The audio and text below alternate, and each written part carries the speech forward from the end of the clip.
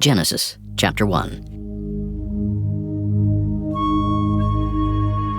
In the beginning God created the heaven and the earth was without form and void, and darkness was upon the face of the deep. And the Spirit of God moved upon the face of the waters. And God said, "Let there be light." And there was light. And God saw the light that it was good.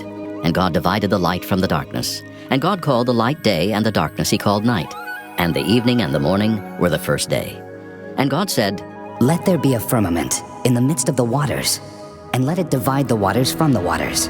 And God made the firmament, and divided the waters which were under the firmament from the waters which were above the firmament. And it was so. And God called the firmament heaven. And the evening and the morning were the second day. And God said, "Let the waters under the heaven be gathered together unto one place, and let the dry land appear." And it was so. And God called the dry land earth, and the gathering together of the waters called he seas. And God saw that it was good. And God said, "Let the earth bring forth grass, the herb yielding seed, and the fruit tree yielding fruit after his kind, whose seed is in itself upon the earth." And it was so. And the earth brought forth grass and herb yielding seed after his kind, and the tree yielding fruit, whose seed was in itself after his kind. And God saw that it was good. And the evening and the morning were the third day. And God said, "Let there be lights in the firmament of the heaven to divide the day from the night, and let them be for signs and for seasons and for days and years. And let them be for lights in the firmament of the heaven to give light upon the earth." And it was so. And God made two great lights, the greater light to rule the day, and the lesser light to rule the night. He made the stars also. And God set them in the firmament of the heaven to give light upon the earth, and to rule over the day and over the night, and to divide the light from the darkness. And God saw that it was good. And the evening and the morning were the fourth day. And God said, "Let the waters bring forth abundantly the moving creature that hath life, and fowl that may fly above the earth in the open firmament of heaven."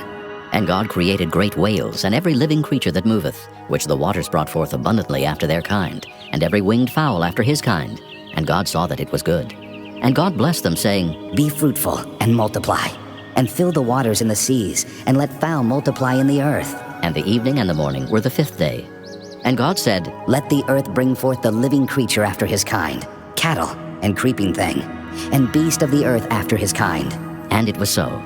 And God made the beast of the earth after his kind, and cattle after their kind, and everything that creepeth upon the earth after his kind. And God saw that it was good. And God said, "Let us make man in our image, after our likeness, and let them have dominion over the fish of the sea, and over the fowl of the air, and over the cattle, and over all the earth, and over every creeping thing that creepeth upon the earth." So God created man in his own image. In the image of God created he him. Male and female created he them. And God blessed them. And God said unto them, "Be fruitful and multiply, and replenish the earth and subdue it, and have dominion over the fish of the sea, and over the fowl of the air, and over every living thing that moveth upon the earth."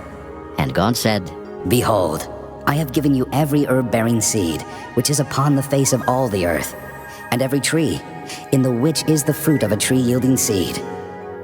To you it shall be for meat, and to every beast of the earth, and to every fowl of the air, and to everything that creepeth upon the earth, wherein there is life. I have given every green herb for meat." And it was so. And God saw everything that he had made, and behold, it was very good. And the evening and the morning were the sixth day. Chapter 2. Thus the heavens and the earth were finished, and all the host of them. And on the seventh day God ended his work which he had made. And he rested on the seventh day from all his work which he had made.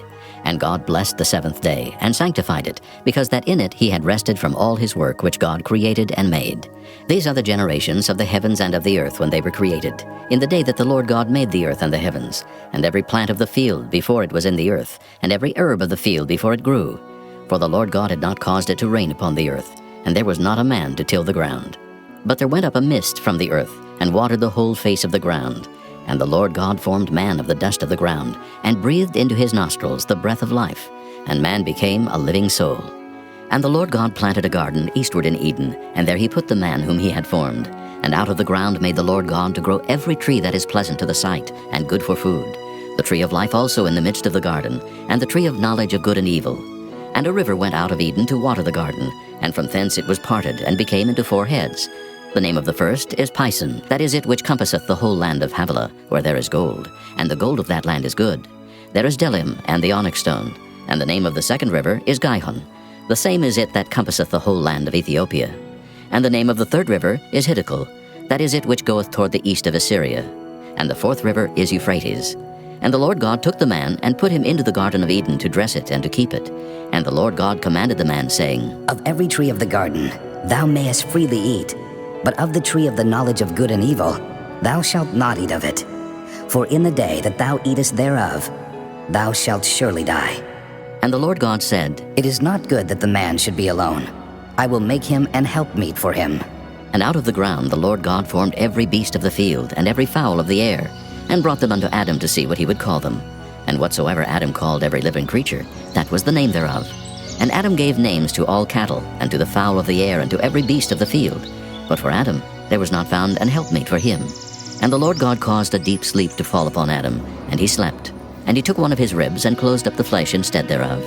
And the rib which the Lord God had taken from man made he a woman, and brought her unto the man.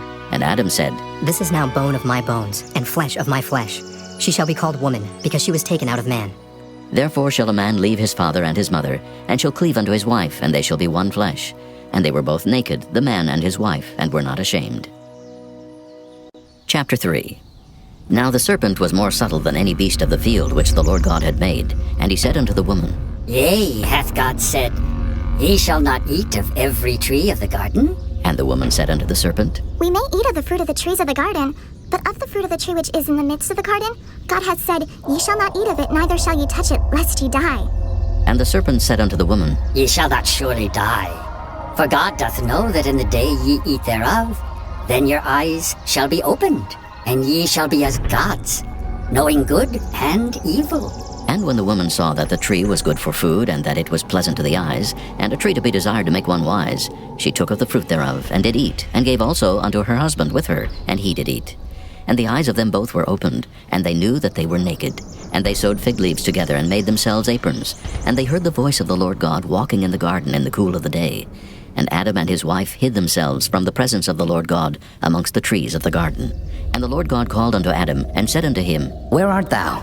And he said, I heard thy voice in the garden, and I was afraid, because I was naked, and I hid myself. And he said, Who told thee that thou wast naked? Hast thou eaten of the tree whereof I commanded thee that thou shouldest not eat? And the man said, The woman whom thou gavest to be with me, she gave me of the tree, and I did eat. And the Lord God said unto the woman, What is this that thou hast done? And the woman said, The serpent beguiled me, and I did eat. And the Lord God said unto the serpent, Because thou hast done this, thou art cursed above all cattle, and above every beast of the field. Upon thy belly shalt thou go, and dust shalt thou eat all the days of thy life. And I will put enmity between thee and the woman, and between thy seed and her seed. It shall bruise thy head, and thou shalt bruise his heel. Unto the woman he said, I will greatly multiply thy sorrow, and thy conception. In sorrow thou shalt bring forth children, and thy desire shall be to thy husband, and he shall rule over thee. And unto Adam he said, Because thou hast hearkened unto the voice of thy wife, and hast eaten of the tree of which I commanded thee, saying, Thou shalt not eat of it. Cursed is the ground for thy sake. In sorrow shalt thou eat of it all the days of thy life. Thorns also, and thistles shall it bring forth to thee. And thou shalt eat the herb of the field. In the sweat of thy face shalt thou eat bread, till thou return unto the ground.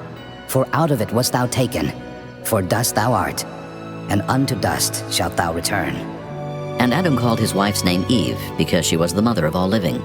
Unto Adam also and to his wife did the Lord God make coats of skins, and clothe them. And the Lord God said, Behold, the man is become as one of us, to know good and evil. And now, lest he put forth his hand, and take also of the tree of life, and eat, and live forever. Therefore the Lord God sent him forth from the Garden of Eden to till the ground from whence he was taken. So he drove out the man, and he placed at the east of the Garden of Eden cherubims and a flaming sword which turned every way to keep the way of the tree of life. Chapter 4. And Adam knew Eve his wife, and she conceived and bare Cain, and said, I have gotten a man from the Lord. And she again bare his brother Abel. And Abel was a keeper of sheep, but Cain was a tiller of the ground. And in process of time it came to pass that Cain brought of the fruit of the ground an offering unto the Lord.